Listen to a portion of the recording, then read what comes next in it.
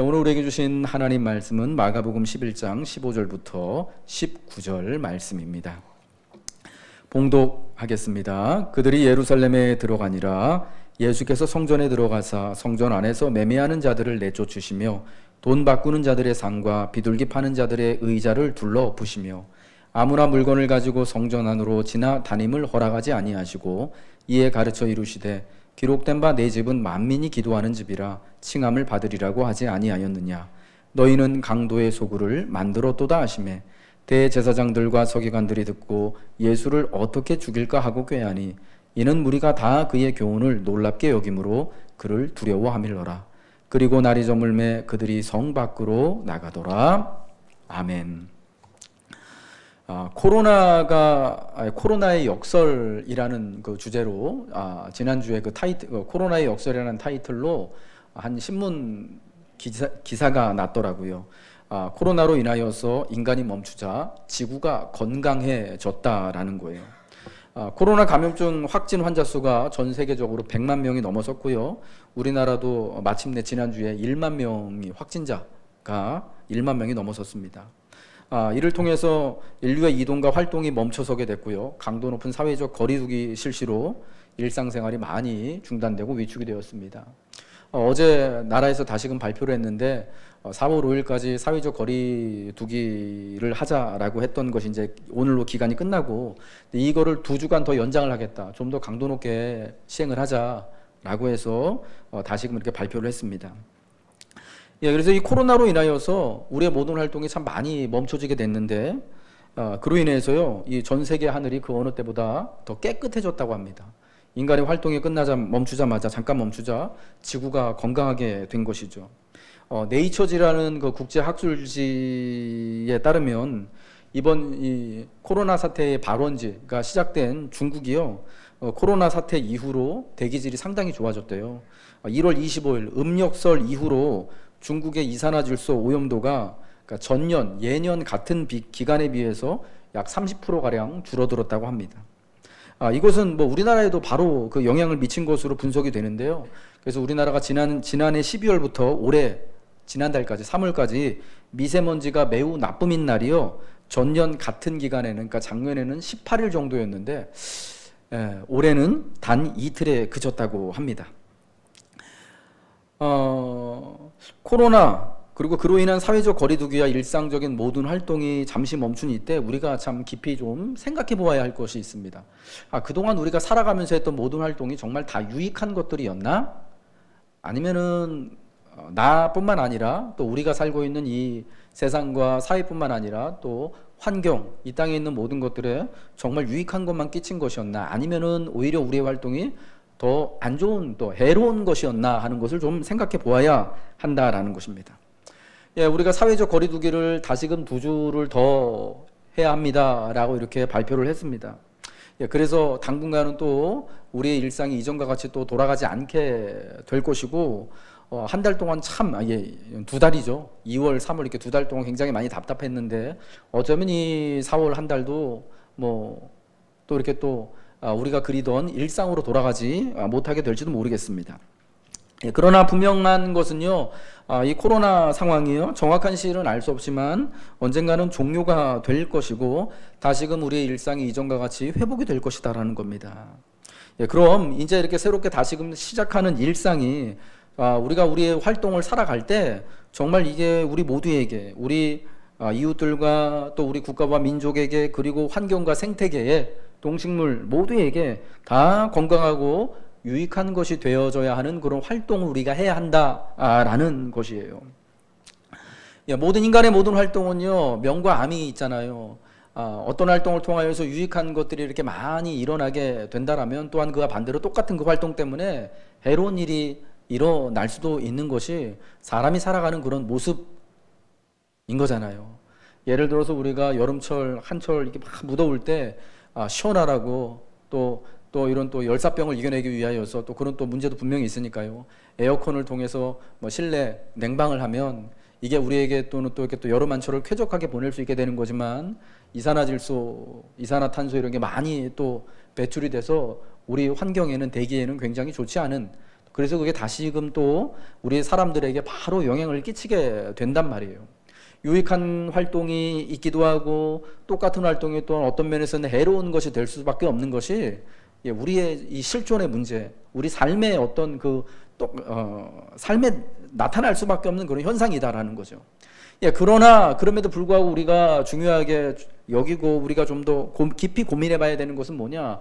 우리가 하는 활동이라면, 우리가 살아가는 이제 일상에 이제 이 활동이 재개될 거라면은 좀 더 유익한 것들이 많이 일어나는 그런 활동이 되어져야 한다는 거죠.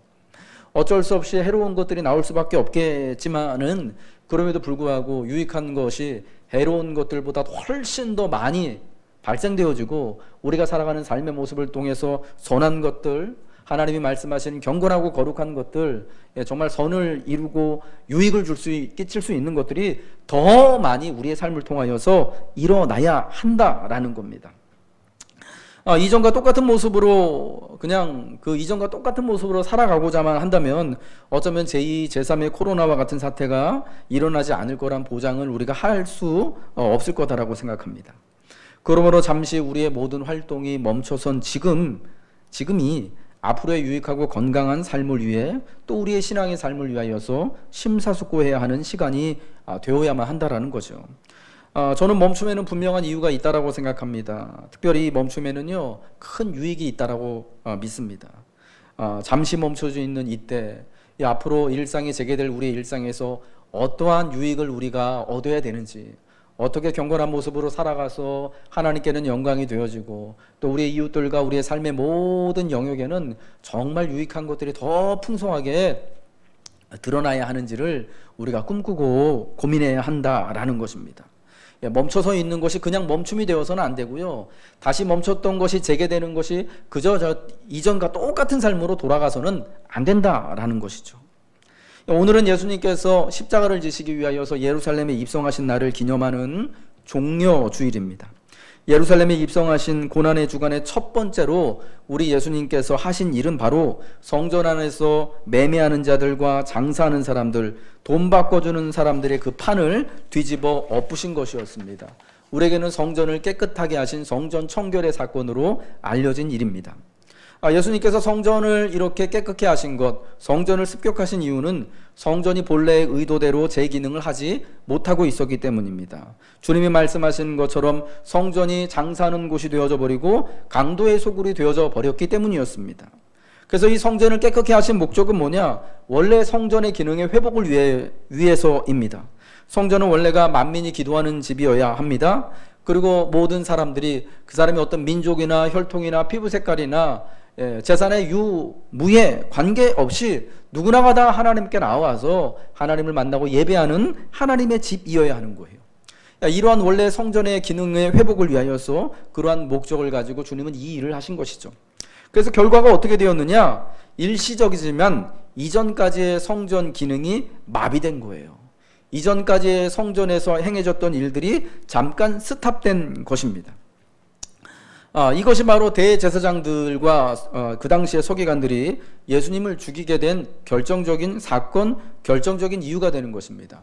자기들이 성전을 통하여서 누리고 왔던 권리와 이권을 예수님께서 침범하셔서 잠깐 그 일을 멈추게 하셨던 것이죠. 그러면서 주님은요, 앞으로 예수님을 통해서 완성된 진정한 성전의 모습을 아주 잠깐, 한 주간이 안 되는 짧은 시간이지만 맛보게 하십니다. 이제 우리가 11장 말씀 이제 이어서 27절부터 뿐만 아니라 12장과 13장 말씀에서 성전을 깨끗하게 하신 예수님이 그 성전에서 무슨 일을 하시냐? 바로 성전에 모여든, 성전에 기도하기 위하여서, 또 성전에 하나님 말씀을 듣기 위하여서, 예배하기 위하여서 모여든 많은 사람들 앞에서, 그러니까 깨끗게 된 그 성전에서 예수님께서 그 백성들을 만나셔서 하나님의 말씀을 선포하시고 가르치시는 거예요. 이게 12장과 13장의 모습이었다라는 것입니다. 특별히 저는 오늘 본문의 말씀을 통해서 성전을 깨끗하게 하신 사건을 통해서요, 여러분에게 첫 번째로 같이 나누고 싶은 말씀은요, 멈춘 후에야 비로소 회복이 온다라는 거예요. 하나님이 우리에게 멈추라고 하신 곳에는요, 반드시 분명한 이유가 있고, 성경에서 멈추라고 말씀하실 때는요, 거기는 분명한 그 멈춤에는 유익이 있다라는 것입니다. 하나님이요 성경에요 자주 우리에게 잠깐 쉬어라, 멈춰라라고 말씀하실 때가 있습니다. 여러분 그때마다 참 하나님은요 그 멈춤을 통하여서 우리에게 커다란 유익과 은혜를 주시는 거예요. 그것을 준비하고 계십니다. 그 가장 특징적이고 가장 그 대표적인 말씀이 십계명에 나와 있는 사계명의 말씀인 거죠. 여러분 사계명의 말씀이 뭔지 다 아시죠? 뭐죠? 안식일을 기억하여 거룩히 지켜라. 너나 내 집에 있는 남종이나 여종이나 그리고 내 집에 지금 계하고 있는 나그네나 객이나 모두가 다 이전까지 하던 일을 다 잠시 멈추고 쉬라는 거예요. 이전의 일을 멈추고 이제까지 했던 일상의 일들을 멈추고 하나님을 예배하는 안식의 자리로 나아오라는 것이 네 번째 계명입니다. 그래서 이 안식일을 통하여서 하나님께서 쉼을 주시고 안식일을 지킴을 통하여서 하나님께서 그 백성들에게 은혜와 복을 주시겠다라고 약속하신 것이 안식의 계명이다라는 거예요. 우리가 우리 일상을 잠깐 멈추는 것을 통해서 그저 그냥 멈추는 것이 아니라 그 멈춤을 통하여서 하나님을 기억하고 하나님을 예배하는 것을 통하여서 하나님께서 큰 유익과 복을 주시겠다라고 약속하신 것입니다. 이렇듯 성경에서는요 멈추는 것이 우리에게 큰 유익이고 은혜임을 보여주고 있는 것입니다. 제가 이러한 예는요 참 너무나 많기 때문에 다 끄집어내서 말할 수는 없을 것입니다. 코로나19 예방을 위해서 전 세계적으로 사회적 거리두기를 하고 있습니다. 이것이 치료제가 있는 것도 아니고요 또 무슨 백신이 있는 것도 아니고 그저 할 수 있는 거라면은 검사 많이 해서 확진자 빨리 찾아내서 구별해 놓는 거, 그리고 사회적 거리두기를 계속해서 실시하여서 더 많은 사람들에게 이 질병이 전파되지 않도록, 바이러스가 전파되지 않도록 하는 것이 지금 우리가 할 수 있는 최선의 그러한 일인 거예요. 이 코로나와 같은 질병에 대한 가장 효과적인 대책은 지금까지 알려져 있는 것으로는 잠시 일상을 멈추는 겁니다. 그래야만 전염병이 전파가 멈춰지고 멈춘 그 지점에서부터 우리는 다시금 시작할 수 있는 힘을 얻게 되는 거예요. 우선은 멈춰서야 하고 그러할 때 회복할 수 있는 가능성을 얻게 되는 거예요. 여러분 이게 멈춰야 되는 이유가 되는 거죠. 우리나라처럼 이제 초기 이제 코로나가 이제 한 사람 두 사람 초기 발병이 시작됐을 때 영국에서요 그 영국이란 나라의 초기 방역 대책은 어떤 것이었냐면요 그냥 이걸 그대로 두는 것이었다고 합니다. 물론 지금은 그렇지 않아요. 전 국민의 60%가 걸릴 때까지, 이건 제 말이 아니고 영국의 그 총리가 방송에 나와서 한 말이에요. 영국은 이 방역을 어떻게 할 거냐, 전 국민의 60%가 코로나에 걸려가지고 그래서 자연스럽게 면역 체계를 가질 때까지 우린 그냥 두겠다. 그러니까 그때까지 그냥 일하고 일터에 나가고 일상을 살아가고 스포츠하고 만나고 쇼핑하고 하라는 거였어요. 그냥 우리가 볼 때는 보니까 대책이 없는 것이 그들의 대책이었던 거예요. 그러자 여기저기서 우려의 목소리가 나왔습니다. 이게 말이 전 국민이 60% 코로나 걸릴 때까지 있자라는 거지. 이게 그러면은 이제 항체가 생겨서 더 이상 전파가 안 된다라는 거예요. 여러분 들으면은 굉장히 그럴싸한 그런 대책인 것 같고 이론인 것 같잖아요. 그런데 여기저기서 우려하는 소리가 나온 거예요. 그럼 전 국민이 60%가 걸릴 때까지, 항체가 생길 때까지, 사회적인 면역력이 길러질 때까지 기다리다가 오는 어마어마한 그 결과는 과연 어떻게 우리가 맞닥뜨릴 것이냐. 그게 60%가 다 전염될 때까지 있다 보면은 정말 아프지 않아도 되는 분이 아플 수가 있고, 그것 때문에 돌아가지 않으셔도 될 분이 사망하는 일들이 엄청나게 많이 나타났을 텐데, 그래서 뭐라 그랬죠? 60%까지 걸릴 때까지 그냥 두면은 최소 20만 명인가가 영국에서 사망할 거다라고 이렇게 예견이 나오기도 했어요. 그게 최소예요. 그래서 여기저기서 이야기를 하니까 이제 영국 정부도 그 대책을 바꿨잖아요. 우리나라처럼. 적극적으로 검사를 실시하고 이제 안 되겠다, 사회적 거리두기 하자 해가지고 일상을 다 스탑을 시켰어요. 우리보다 더 심하게. 교회들마다 다 문을 닫고 스포츠 운동 경기들, 그 유명한 EPL 축구들 이런 것들 다 그만두게 하고 다 지금처럼 다 셧다운을 하게 된 거예요. 결국은 초기에 그 대책을 전 국민이 60%가 확진받을 때까지 우리가 그냥 견디자라고 하는 것을 포기하게 된 거죠. 왜냐하면 그냥 이걸 멈추지 않고 그냥 그대로 그냥 그 무대책이 대책인 것처럼 그냥 살아갔다 가면은 나라 하나가 정말 다 결단 날 수도 있는 그런 결과를 맞을 수도 있기 때문에 그걸 포기하게 된 거예요. 성전 안에 매매하는 자들, 돈 바꾸는 자들의 상을 둘러 엎으시고 그들을 내쫓으신 것은 예수님께서요, 그 당시에 성전의 기능, 성전의 일상을 일시적으로 중단시킨 사건이에요. 이제까지 성전 안에서 일어나는 거룩하지 못하고 올바르지 못한 일들이 중단된 다음에야 비로소 하나님이 바라시는 성전의 본래 모습을 찾을 수 있기 때문에 성전에서 일어났던 그 일들, 매매하던 일들, 물론 예배를 위하여서 매매하고 장사하고 하던 이 모든 일들을 주님이 멈추게 하신 것이죠. 여러분, 멈추는 것을 그래서 우리는요, 두려워하면 안 되는 것입니다. 멈추는 연습을 해야 하는 것입니다. 삶이 일시 중단되는 것이요, 얼마나 여러분 두렵고 불편한 일입니까? 이거는 불편한 것을 넘어서서 참 무력해지기도 하고 참 불안하고 두려운 일이 되는 것이 분명합니다. 불편하고 무력하고 두렵지만 멈춰선 오늘을 우리는 잘 인내해야 합니다. 왜 그렇습니까? 멈춤을 통하여서 더 거룩하고 더 깨끗하고 더 유익하고 더 복된, 하나님이 기뻐하시고 하나님께서 선하게 여기시는 선한 삶을, 우리가 더 유익한 삶을 살아가기 위함인 것이기 때문이에요. 그러므로 멈춰선 이때 우리가 회복해야 할 원래 우리의 삶의 기능, 원래 우리의 목적을 잘 성도는 생각해야 합니다. 예수님은 성전 그 자체를 공격하신 것이 아니에요. 성전 예배가 틀렸다, 잘못됐다, 이거 없어져야 된다라고 하신 것이 아닙니다. 그 일상 자체를 부정한 것이 아니에요. 다만 당시의 대제사장들, 서기관들과 같이 성전에 대한 배타적 권리를 주장하는 자들이 그 성전을 운영하는 방식을 공격하신 것입니다. 코로나로 인하여서 우리 일상이 멈춰선 것을 보고 우리가 그렇게 말하면 안 돼요. 지금까지 살아왔던 우리의 일상이 이거 다 틀린 것인가? 그럼 우리가 무슨 다른 삶을 살아야 되나? 다른 신앙의 형태를 좀 이제 좀 달리해야 되나? 이전까지 예배드리고 기도하고 또 모여서 열심히 또 서로 이렇게 모여서 서로 위로하고 격려하고 사랑하고, 흩어져서는 또 하나님의 백성답게 수고하고 전도하고 하는 이런 것들이 틀린 건가?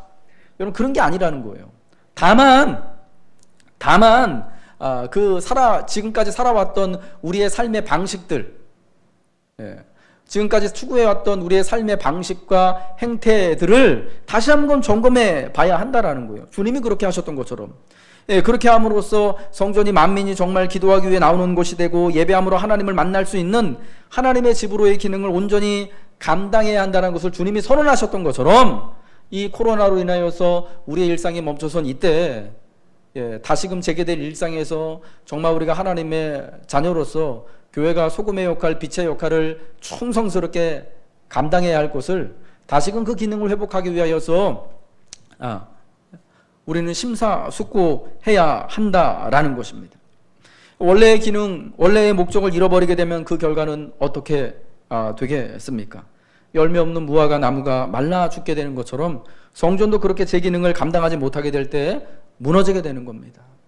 이 코로나19 사태로 인하여서 우리의 일상이 잠깐 멈춰섰는데, 이 멈춰서고 나서 다시금 우리의 일상과 삶과 우리의 예배와 모임이 재개될 때, 우리가 살아가야 될 인생의 목적과 우리의 방향, 우리가 하나님께서 우리에게 품으신 그 선하신 의도를 우리가 붙잡고 있지 않는다면, 우리도 열매 없는 무화과 나무처럼 이제 그 제 기능과 제 역할을 상실한 성전처럼 우리도 무너지게 될 수 있다라는 것입니다. 오늘 우리가 본 본문 마가복음 11장 15절부터 19절 말씀은요, 무화과 나무 이야기, 그 앞뒤로 무화과 나무 이야기를 품고 있습니다. 예수님께서 종려주일날 예루살렘 성전에 들어가신 다음에 다시 시간이 되셔서 저녁에 다시금 베다니로 나오십니다. 그러고 나서 그 다음날 아침 성전으로 들어가시면서 베다니 마을 이 베다니 마을과 예루살렘 성전 그 중간에 있는 어디쯤에서 무화과 나무를 보셨지요. 그런데 이 무화과 나무가 보니까 잎은 무성한데 아직 무화과의 때가 아니라서 열매가 없었습니다. 시장하셨던 주님은 열매를 바라시고 그 무화과 나무를 봤지만 열매가 없어서 어떻게 하십니까? 지금부터 사람이 영원토록 내게서부터 열매를 따먹지 못하리라고 무화과 나무를 저주하십니다. 그러고 나서 성전에 들어가셔서 성전을 깨끗게 하신 것이고, 그 다음날 다시 베다니에서 나오셔서 성전으로 올라가실 때 주님이 그 전날 말씀하셨던 그 무화과 나무를 보니까 제자들이 볼 때 어떻게 돼 있었습니까? 무화과 나무가 말라 죽게 되었던 거예요. 여러분, 이 무화과 나무가 말라 죽게 된 그 무화과 나무 사건 가운데 성전을 깨끗하게 하신 사건이 있는 거예요. 예, 이 열매가, 주님이 열매를 찾으셨지만 열매가 없었던 무화과 나무, 잎사귀만 무성했던 이 무화과 나무, 그래서 말라 죽고 말았던 이 무화과 나무는요, 그래서 영원히 열매를 이제는 맺을 수 없고 영원히 사람들에게 그 시원하고 달콤한 무화과의 열매를 제공해 줄 수 없었던 이 무화과 나무는 원래의 성전 기능을 상실한 그 당시 예루살렘의 성전을 상징하는 거였어요. 어떤 사람들은 그래서 이 무화과 나무를 예수님께서 저주하신 사건을 보면서 참 주님 너무하신다. 그때가 무화과 나무 열매를 얻을 수 있는 때도 아닌데 조금만 기다리시면은 열매를 볼 수 있을 텐데 왜 그렇게 저주하셔가지고 말라 죽게 하시냐. 여러분, 거기에는 우리 주님의 상징적인 메시아로서 그리스도로서 상징적인 그런 의도, 그 선포 사역이, 선포의 모습이 있으셨던 거예요. 예, 그 당시에 무화과 나무가 열매가 없어서 아무런 기능도 못하고 있었던 것처럼 그 당시에 성전이 꼭 그랬다라는 거죠. 예배는 열심히 드리고 헌금은 많이 하고 성전에 사람들은 많이 모여들지만 그러나 정말 하나님 앞에 하나님이 바라고자 하시는, 보시고자 하시는 열매는 없었던 것입니다. 그 당시에 여러분, 성전에 올라온 사람들 어떤 사람들이 있었습니까? 성전에 사람들이 장사하기 위해서 온 사람들이 있었습니다. 돈 바꾸기 위해서 온 사람들이 있었습니다. 성전을 통하여서 이권을 취하고 있었던 사람들이 있었습니다. 그리고 또 어떤 사람들은 그러한 성전을 깨끗하게 정화하시는 예수님을 죽이려고 모의하는 그런 사람들이 성전 안에 있었던 거예요. 그런데 여러분, 원래 성전은 어떤 곳이어야 합니까? 원래는 주님이 말씀하신 것처럼 만민이, 어떤 사람이건 주님 앞에, 하나님 앞에 기도하는 집이어야 되고 하나님을 예배하는 곳이어야 되는데, 오히려 그런 예배하고 기도하기 위하여서 올라와야 된 성전에서 어떤 사람들은 장사하고, 어떤 사람들은 매매하고, 어떤 사람들은 다른 사람들을 죽이려고 협잡질하고, 다른 사람들을 모함하는 이런 일들을 하는 곳이었기 때문에 하나님이 바라시는 열매를 하나도 보여드리지 못하고 말았습니다. 그래서 열매 없었던 무화과 나무가 말라 죽은 것처럼 열매 없는 그 예루살렘 성전은 결국 주후 70년에 로마에 의하여서 완전히 함락되고 멸망될 수밖에 없었던 것입니다. 이를 통하여서 주님은요, 무화과 나무에게 열매를 바라셨던 것처럼 오늘 그 당시 예루살렘 성전에 바라시는 열매가 있었던 거예요. 그리고 그 당시의 성전과 같은 우리 오늘 이 교회의 성도들에게 바라시는 삶의 열매가 있는 것입니다. 오늘 우리 본문 마가복음 11장 17절의 말씀을 같이 한번 읽도록 하겠습니다. 읽겠습니다. 시작. 이에 가르쳐 이르시되 기록된 바 내 집은 만민이 기도하는 집이라 칭함을 받으리라고 하지 아니하였느냐. 너희는 강도의 구려를 만들었도다 하시매. 아멘. 이 17절의 말씀을 통하여서요, 우리가 주님께서 우리에게 바라시는, 우리가 맺기를 원하시는 열매가 무엇인지를 우리가 좀 추정해 볼 수가 있는 것입니다. 오늘 본문 17절의 말씀은요, 우리 예수님께서 구약의 유명한 두 선지서의 말씀을 인용하셨습니다. 이사야 56장 7절의 말씀을 통하여서 내 집은 만민이 기도하는 집이라는 말씀을 인용하셨고요. 또 예레미야 7장 11절의 말씀을 통하여서 너희가 바로 이 성전을 강도의 구려를 만들었다라는 그 말씀을 인용하신 것입니다. 먼저 이사야 56장 7절의 말씀을 통하여서 하나님의 성전이 이제 회복된 하나님의 성전은 만민이 기도하는 집이어야 한다라는 것입니다. 유대인들을 위한 배타적인 장소여서는 안 된다라는 거죠. 그 성전에는, 회복된 성전에는 유대인뿐만 아니라 또 로마 사람들도, 이방 사람들도, 헬라 사람들도, 어떤 사람이건 간에 모두가 다 하나님 앞에 기도하기 위하여서, 하나님을 예배하기 위한 사람들은 다 함께 나와서 하나님을 만나고 기도할 수 있는 곳이 되어야 한다라는 것입니다. 회복된 하나님의 성전된 교회와 그리스도를 향한 우리의 믿음, 그리고 우리의 이 모임인 교회가 어쩌면 단지 우리들의 영적인 유익과 만족을 추구하는 곳이 되어서는 안 된다라는 것입니다. 성전이 만민이 기도하는 집이 되어져야 하는 것처럼 교회는 만민을 위한 곳이 되어져야 하는 것입니다. 그러나 당시에 그 유대인들, 특별히 그 대제사장들과 서기관들은요, 성전을 어떤 것으로 이용을 했습니까? 자기들의 오직 하나님께서 유대인만의 하나님이라는 그런 선민 의식을 위하여서 성전을 이용했죠. 자기들의 이권과 권리를 위하여서 성전을 이용했죠. 오히려 성전이 만민의 기도하는 집이 되어져야 하는데 성전을 통하여서 유대인과 비유대인을 구분하고 가르는 이런 일을 했던 것입니다. 성전이 만민이 기도하는 집이 되어야 하는 것이 오늘날 교회가 만민을 위한 곳, 교회가 단지 우리 예배당에 나오는 이 교회 소속된 우리 교회 멤버십 된 성도들만 위한 곳이 아니라 우리 교회가 있는 이곳을 위한, 이 나라를 위하고 또 이웃을 위한 곳이 바로 교회여야 한다라는 것을 우리는 기억해야 한다라는 것입니다. 이 교회가 있는 것은요, 단순히 교인들 나와서 예배하고 기도하기 위해서, 우리끼리 모여서 재밌고 유익을 누리기 위해서일 뿐만 아니라 모든 이웃들을 위해 존재해야 한다라는 것입니다. 이것을 교회의 공교회성이라고 부르는 거예요. 교회가 단순히 같은 신앙을 가진 이들만을 위해 존재하는 것이 아니라, 만약 그렇다면 지금도요, 옛적에 주님께서 사역하던 시절에 그랬던 것처럼 유대인들이 이 선민의식을 드러내고 또 특권의식을 드러내고 다른 민족에 대하여서 또 자기보다 성경 말씀 모르는 사람에 대해서 권위의식을 드러내고 했던 것처럼 우리도 그렇게 똑같은 그릇된 잘못된 열매들을 보일 수 있다라는 거예요. 하나님이 창조하시고 기뻐하시는, 경영하시는 모든 세상, 모든 이웃들을 위하여서 교회는 존재한다라는 것을 알아야 됩니다. 우리 주님은 우리가 바로 이 세상의 소금이고 이 세상의 빛이라고 말씀을 하셨습니다. 소금이 소금을 위하여서 존재하는 게 아니에요. 빛이 그 빛 자체를 위하여서 빛으로 존재하는 것이 아니라 맛을 내어줄 세상을 위하여서, 밝혀줄 세상과 이웃을 위해 존재하는 것처럼 교회와 성도는 그렇게 이웃을 위하여서, 세상을 위하여서 존재해야 한다는 것입니다. 노건교회가 이 강동구 둔천동에 세워져 있기 때문에 둔천동에 파출소가 하나 더 늘어나는 것보다 교회가 있는 것이 더 세상에 유익이어야 한다라는 거죠. 우리 동네에 커다란 슈퍼마켓이 있는 것보다 교회가 있는 것이 세상 사람들에게, 우리 이웃들에게 조금 더 유익하고 좋은 것이 되어져야만 한다라는 것입니다. 근래 이 코로나 사태로 인하여서 사회적 거리두기에 교회들도 동참을 계속해서 요구받고 있는 그런 상황이잖아요. 그래서 어느 이제 일부 교회들에서 예배를 강행하고 그리고 또 예방 수칙을 지키지 않는 그런 상황 가운데 있어서 여기저기 좀 갈등의 소리들이 들려 나옵니다. 그러면서 하는 이야기들이 이거는 종교 탄압이고 신성 모독이다라는 이야기들을 합니다.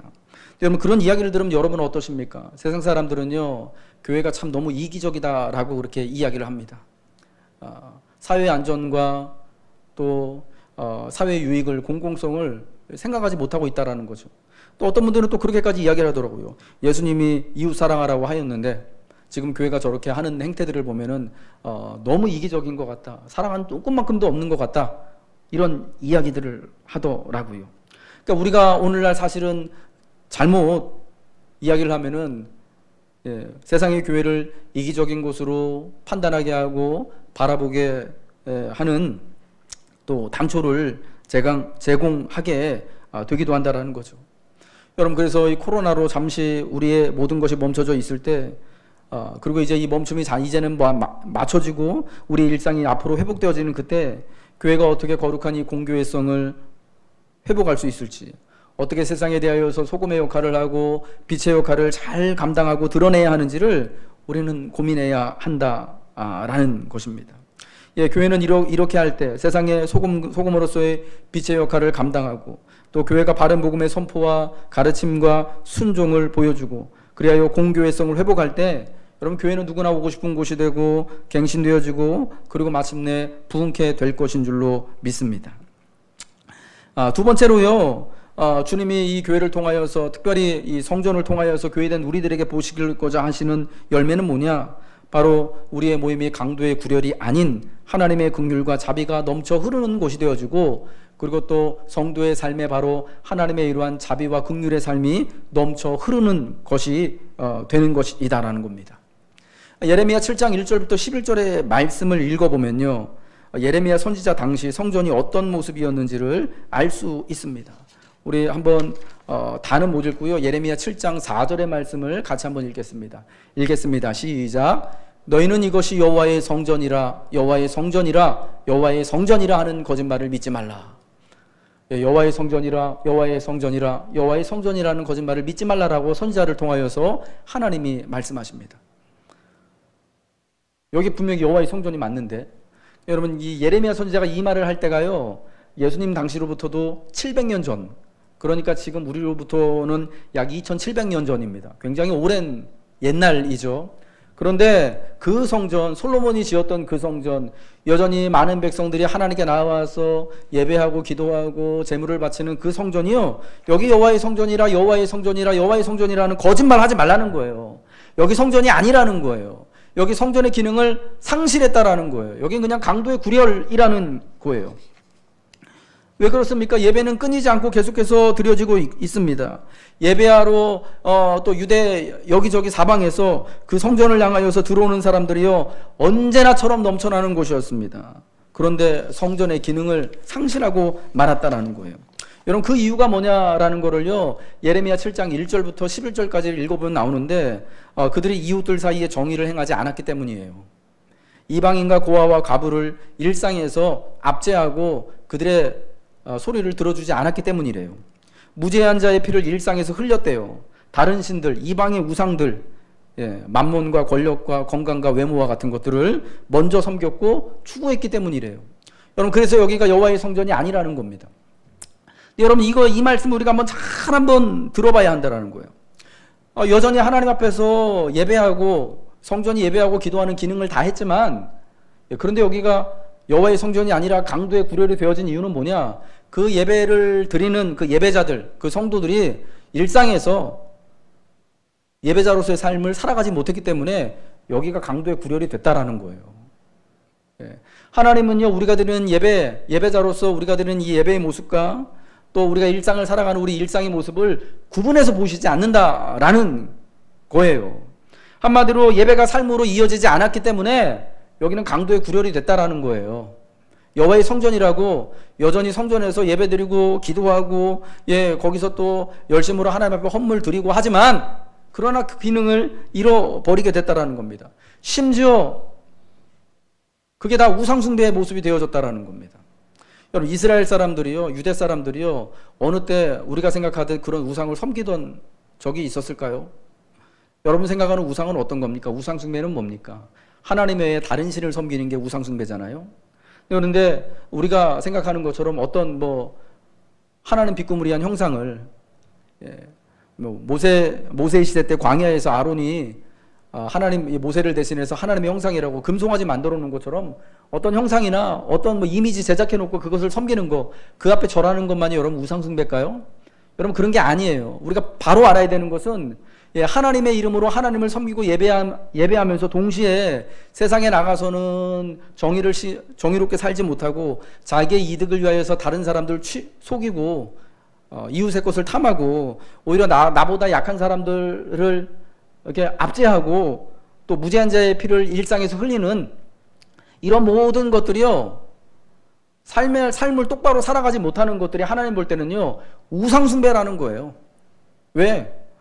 안식일날은 주일날은 교회 나와가지고 이렇게 예배 열심히 드리고 하나님 앞에 진실되게 살아가는 것처럼, 진실되게 예배하는 것처럼 정말 좋은 신앙인인 것처럼 보이지만, 그러나 일상으로 돌아가서는 하나님과는 전혀, 하나님이 원하시는 뜻대로 사는 것하고는 전혀 관계없는 삶, 자기의 탐심과 자기의 원함과 자기의 유익만을 추구하는 삶, 그래서 이웃은 죽던 말건 남은 피를 흘리건 말건 세상의 공의가 이렇게 무너지건 말건 그런 삶을 살아가는 것이 우상 숭배다라는 거예요. 하나님께서 원하시는 대로, 하나님께서 기뻐하시는 대로의 삶을 살지 않고 나의 욕망대로 사는 것, 하나님이 원하시는 대로 하나님을 섬기고 하나님을 기뻐하시는 삶을 사는 게 아니라 내 욕망대로 살아가고 내 욕망대로 하나님을 섬기는 그것이 바로 우상 숭배다라고 성경은 말씀하고 있는 것입니다. 몇 주 동안 계속해서 우리나라 지금 사회를 코로나와 더불어서 되게 시끄럽게 떠들고 있는 것이 조주빈이라는 사람이에요. 여러분 뉴스 다 들으셨죠? N번방 박사방 사건. 이 미성년자 아이들 성착취물 영상 만들어가지고 그거 다 배포하고 그걸로 돈 번 사람들이에요.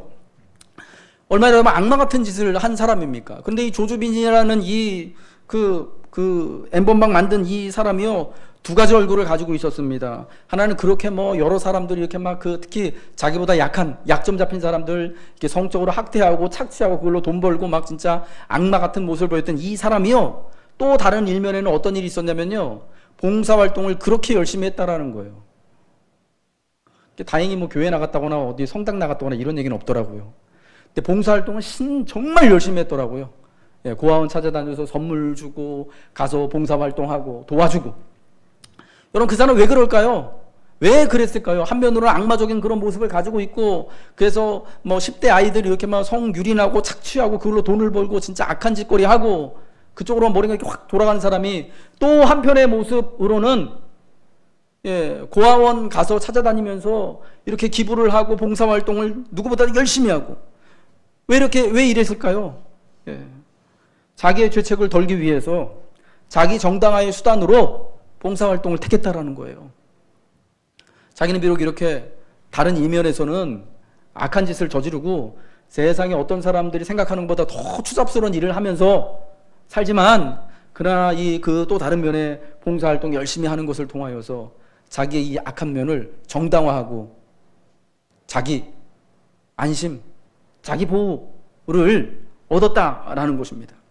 여러분, 이 조주빈이라는 사람의 두 얼굴을 보면서 혹시 이것이 우리 성도들의 모습은 아닐까, 혹시 내 모습은 아닐까 하는 저는 그런 두려움이 들더라고요. 일상에서 사실은 우리의 배가 일상으로 연결되지 못하는, 여러분, 그렇게 참 세상에서는 하나님의 뜻대로 기뻐하신 대로 살아가지 못하고 도리어 내 탐심을 섬기고 나의 욕망을 섬기며 사는 것을 정당화하기 위하여서 단지 교회에 나와서 하나님 앞에 신실한 척 예배하고 기도하고 이렇게 섬기고 헌금하고 한다면, 여러분, 그게 조주빈이나 우리나 다를 바가 없다라는 거예요. 그게 바로 하나님께서 정말 진저리 치시게 미워하시고 싫어하시는 우상숭배적 삶이 되어진다라는 것이죠. 여러분, 그래서 성도는요, 겉과 속이 똑같아야 하는 거예요.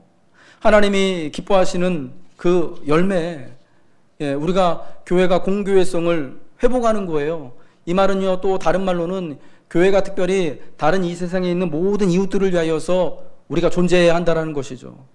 자기의 유익만이 아니라, 사랑은 자기의 유익을 구하는 것이 아니라 남의 유익을 먼저 구해야 하는 것처럼 우리 성도들을 통하여, 교회를 통하여서 또 사회와 세상과 이웃의 유익을 구하는 이 근사하고 아름다운 복음의 모습, 하나님이 기뻐하시는 모습이 드러나야 되고, 또 성전된 우리들의 삶이 우리가 하나님을 그렇게 진실되게 예배하는 것처럼 우리의 삶이 또 예배의 연장이 되어져서 삶 가운데 하나님이 기뻐하시는 그런 하나님의 사랑과 하나님의 공의와 자비와 긍휼이 넘쳐나야 한다라는 것이죠.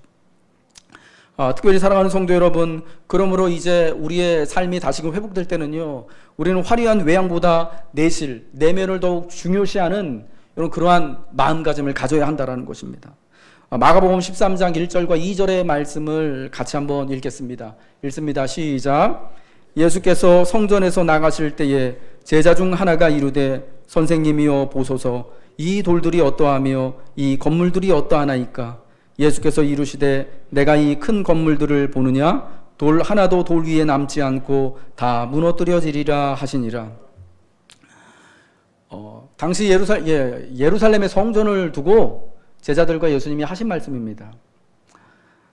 당시 성전은 최고의 건축물이었습니다. 그 유대 지역에서 가장 크고 가장 화려한 건축물이었습니다.